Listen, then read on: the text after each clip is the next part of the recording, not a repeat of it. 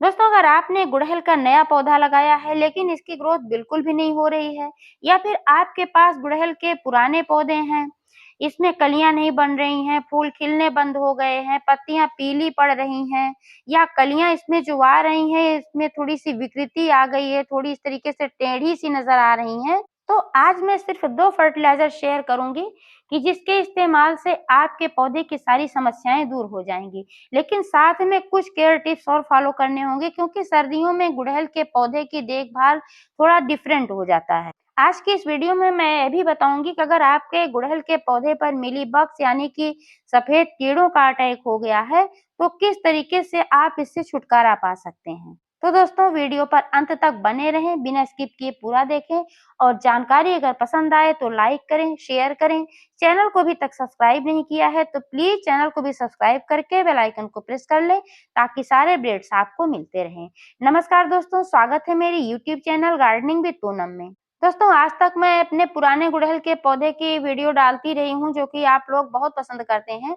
लेकिन आज मैं अपने नए गुड़हल के पौधे की वीडियो डाल रही हूँ, क्योंकि ये मेरा बिल्कुल नया पौधा है। इसको अभी मैंने 5-6 महीने पहले कटिंग से ग्रो किया था, और आप देख पा रहे हैं कि कितना बढ़िया ये पौधा चल रहा है। ऐसे मैंने कई पौधे और कटिंग से ग्रो किए हैं, जैसे जो आगे पीछे मैंने किए हैं उस तरीके से इनकी ग्रोथ भी कम ज्यादा है। आप देख पा रहे हैं, ये भी मैंने कटिंग से ग्रो किया था, ये हाइब्रिड वाला है, और ये 2-3 पौधे हैं, सब मैंने कटिंग से ग्रो किया था, और सभी पौधे ग्रो हो गए, सभी पत्तियां निकल आई हैं। ये जो आप देख पा रहे हैं, इसको मैंने सबसे पहले ग्रो किया था, और इसमें बहुत सारी शाखाएं भी निकल आई हैं, जो कि नीचे से ही निकली, आप देख पा रहे हैं। और अब इसमें कलियां भी बनना स्टार्ट हो गई हैं, 1-2 फूल भी खिलने लगे हैं। लेकिन समस्या इसमें इस बात की आई है कि इसकी जो कलियां हैं थोड़ी-सी टेढ़ी यानी कि विकृत दिख रही हैं, और इसमें कहीं-कहीं एक-आध ब्रांच में मिलीबग्स का अटैक हो गया, क्योंकि चींटियां नजर आ रही हैं, यही लेकर के आई हैं। तो दोस्तों, जो ये कलियां टेढ़ी-मेढ़ी हो रही हैं, इसका एक कारण है कि इसमें है पोषक तत्वों की कमी, और जो ये मिलीबग्स आ गए हैं, ये भी हमारे पौधे को क्षति पहुंचाते हैं। आज जो फर्टिलाइजर मैं यूज करूंगी, इससे इसकी सारी कमियां दूर हो जाएंगी, क्योंकि जो फर्टिलाइजर आज मैं यूज करने वाली हूँ गुड़हल के लिए बहुत ही खास है। आप देख पा रहे हैं कि इस पौधे में जितनी भी ब्रांचेज हैं, सभी में कलियां नजर आ रही हैं, और एक ब्रांच में कई कई कलियां इसमें नजर आ रही हैं आपको। पत्तियां भी इसमें थोड़ी पीली हो रही हैं।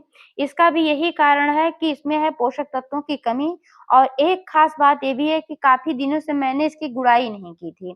तो यहाँ पर जो इसकी मिट्टी है, सख्त हो गई है, बहुत ही सख्त हो गई है, भुरभुरी बिल्कुल भी नहीं है। इससे क्या होता है कि जब मिट्टी सख्त हो जाती है तो जड़ों को बढ़ने के लिए स्पेस नहीं मिलता है, ऑक्सीजन ठीक से नहीं पहुंच पाता है, और यही कारण होता है कि पत्तियां पीली पड़ने लगती हैं। और सर्दियों में और भी एक कारण होता है पत्तियां पीली पड़ने का, जो कि मैंने तो ये गलती नहीं की है। इसमें समस्या यही है कि जो मैंने गुड़ाई नहीं किया और फर्टिलाइजर नहीं दिया, इस वजह से इसकी पत्तियां पीली पड़ रही हैं, और जो कलियां हैं ये विकृत हो रही हैं। जब मैंने इस कटिंग को ग्रो किया था, उसी समय मैंने इसमें गोबर का खाद दिया था। इसके बाद से मैंने इसमें कोई फर्टिलाइजर अभी तक नहीं दिया है, तो इसी वजह से समस्याएं इसमें आ रही हैं। लेकिन उस समय जो पॉटिंग मिक्स मैंने यूज किया था बहुत ही परफेक्ट था। इसका रिजल्ट आपके सामने है कि पौधा तेजी से ग्रो हुआ है, और इसमें कलियां भी बनना स्टार्ट हो गई हैं, फूल भी खिलने लगे हैं। गुड़हल के पौधे को घना बनाने के लिए, या किसी भी पौधे को घना बनाने के लिए प्रूनिंग करने की आवश्यकता होती है। जब आप कटाई छटाई करते हो तो इसमें नई-नई कई ब्रांचेज़ निकलती हैं एक जगह से। ऐसे पौधा घना हो जाता है, जितनी ज़्यादा ब्रांचेज़ होती हैं, उतनी ही ज़्यादा मात्रा में हमको फूल प्राप्त होते हैं। अगर बहुत इम्पोर्टेंट हो तो भी आप छटाई कर सकते हैं, लेकिन आने वाले समय में, यानी कि जब सर्दियाँ बढ़ जाती हैं, ऐसे समय में किसी भी पौधे की प्रूनिंग नहीं करनी चाहिए, क्योंकि ऐसे समय में पौधे की ग्रोथ नहीं होती है, तो जब आप कटाई-छटाई करेंगे तो उल्टा पौधे को नुकसान होगा। प्रूनिंग करने का सबसे सही समय क्या होता है? फ़रवरी, मार्च, या तो फिर इधर जुलाई, अगस्त तक आप कर सकते हैं, क्योंकि इन 2 सीज़न में पौधे की ग्रोथ बहुत ही अच्छी होती है। जब आप छटाई करते हैं तो ग्रोथ तेज़ी से होती है, एक जगह से कई-कई ब्रांचेज़ निकलती हैं। लेकिन दोस्तों, अभी अच्छी खासी धूप हो रही है, अगर आपके पौधे को रिक्वायरमेंट है, आपने कभी छटाई-कटाई नहीं किया है, और आपका पौधा पीला पड़ रहा है या कोई दिक्कत आ रही है, तो अभी आप कर सकते हैं। धूप की बात करें दोस्तों, तो सर्दियों में गुड़हल के पौधे को 5 से 6 घंटे की धूप में आप रखेंगे तो आपका पौधा ज़्यादा अच्छे से चलेगा और बढ़िया फ्लावरिंग भी देगा। कम धूप मिलने की वजह से भी पत्तियां पीली पड़ने लगती हैं, ज़्यादा पानी की वजह से भी पत्तियां पीली पड़ने लगती हैं। तो जब धूप कम होती है तो पौधा जो होता है, मिट्टी जो होती है, जल्दी-जल्दी ड्राई नहीं होती है। तो इस वजह से आप लगातार इसमें पानी ना डालें। जब भी पानी डालें, मिट्टी को चेक करके डालें कि मिट्टी ड्राई हो रही है कि नहीं हो रही है। पहले से ही अगर पौधे में नमी है, पौधे में पानी है, ऊपर से आप वाटरिंग कर देंगे, तो मिट्टी दलदली हो जाती है। ऐसे में पौधा स्ट्रेस में चला जाता है। फिर क्या होता है कि पत्तियाँ भी गिरने लगती हैं, कलियाँ भी गिरने लगती हैं, पौधा पीला पड़ने लगता है। तो कितना भी आप फर्टिलाइज़र डालेंगे, आपका पौधा ऐसे ही खराब होता रहेगा। इसलिए पानी का विशेष ध्यान रखें सर्दियों में। यही मैं कह रही थी कि सर्दियों में थोड़ा-सा डिफरेंट होता है। गर्मी के सीज़न में बहुत ज़्यादा धूप होती है, तो आप दोनों टाइम वाटरिंग करते हैं, तब आपका पौधा सही चलता है। अब इस बात पर भी निर्भर करता है कि आपने अपने पौधे को रखा कहाँ है। अगर आप छत के ऊपर अपने पौधे को रखते हैं, जहाँ पर ज़्यादा धूप लगती है, तब वहाँ पर मिट्टी ज़्यादा जल्दी ड्राई होती है। अगर ऐसी जगह पर आपने रखा जैसे लॉन वगैरह में, जहाँ कम धूप आ रही है, तो फिर ऐसे समय मिट्टी कम ड्राई होती है। तो आप देखकर चेक करके ही पानी डालें। 15 से 20 दिनों में मिट्टी की गुड़ाई ज़रूर करें।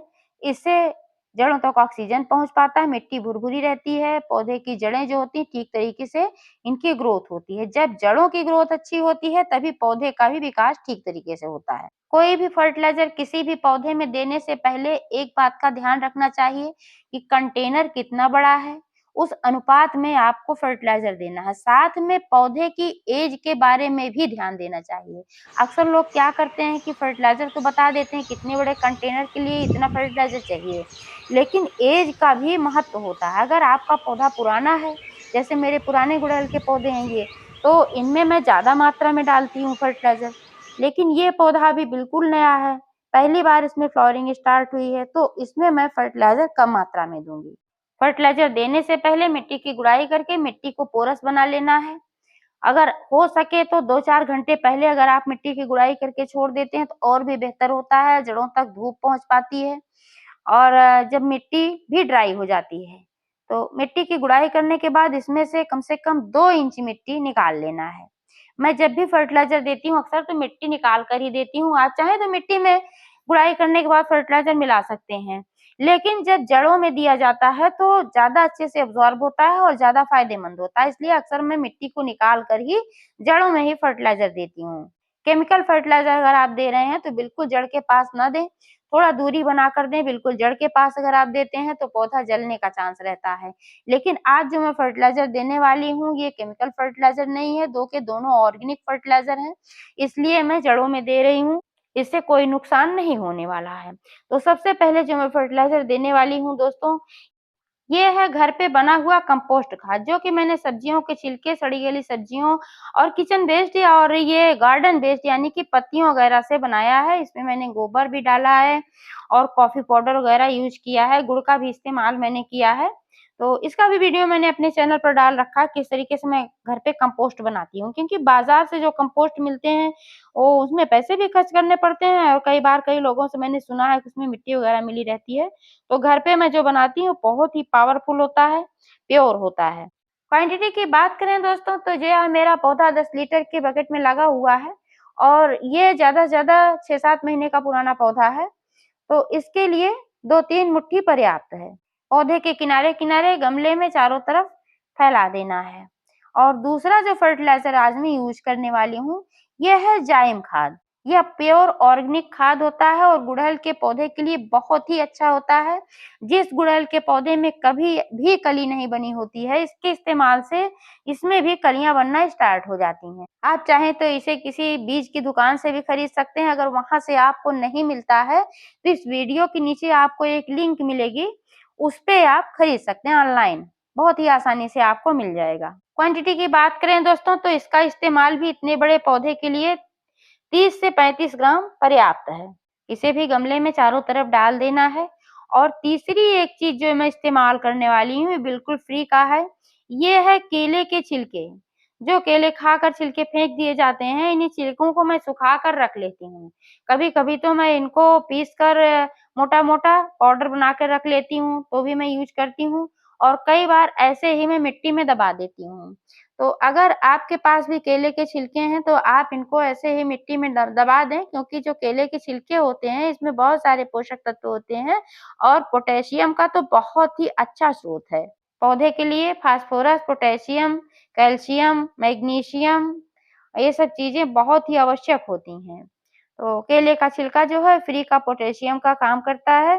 गीले केले का छिलका यानी कि ताज़े केले का छिलका आप अगर यूज़ कर रहे हैं, तो उसको बहुत ही नीचे गहराई में आपको दबाना चाहिए, क्योंकि ऊपर दबाएँगे तो इसमें फंगस लगने का खतरा रहता है। लेकिन ये सूखे छिलके हैं, तो 2 इंच नीचे भी आप दबा देंगे तो कोई दिक्कत नहीं। इतने बड़े पौधे में ज़्यादा से ज़्यादा 1 या 2 जैसे छोटे-बड़े केले के छिलके हैं, इतने छिलके दबाने हैं, बहुत ज़्यादा नहीं दबाने हैं।